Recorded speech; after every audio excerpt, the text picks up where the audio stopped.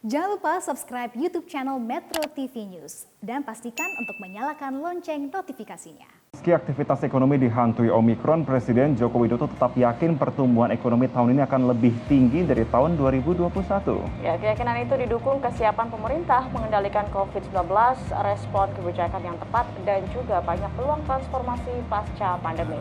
Menurut Presiden Joko Widodo, keberhasilan menangani varian Delta tahun lalu dan antisipasi cepat terhadap Omikron di awal tahun ini menjadi bekal Indonesia untuk bisa tumbuh lebih tinggi tahun ini. Presiden yakin tren pemulihan ekonomi yang berlangsung sejak akhir tahun lalu akan tetap terjaga karena banyak peluang transformasi yang mendukung momentum tersebut. Ya, sejumlah indikator yang disebut Presiden bisa mendukung percepatan pemulihan tahun 2022 antara lain adalah Purchasing Manager Index atau PMI yang kini berada di level ekspansif 53,7%. Angka ini pemirsa lebih tinggi dibandingkan negara ASEAN lain bahkan Tiongkok. Dan selain itu, keyakinan konsumen juga berada di level yang optimistis yakni sebesar 118,3 pada Desember 2021. Sementara realisasi investasi meningkat 9% hingga mencapai 901 triliun dengan investasi asing sebesar 454 triliun atau naik 10% dari tahun 2020.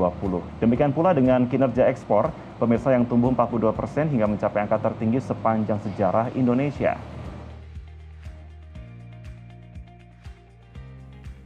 Tahun 2022 menyajikan berbagai peluang transformasi dan pertumbuhan ekonomi yang lebih baik, terutama dalam bidang green economy dan teknologi informasi.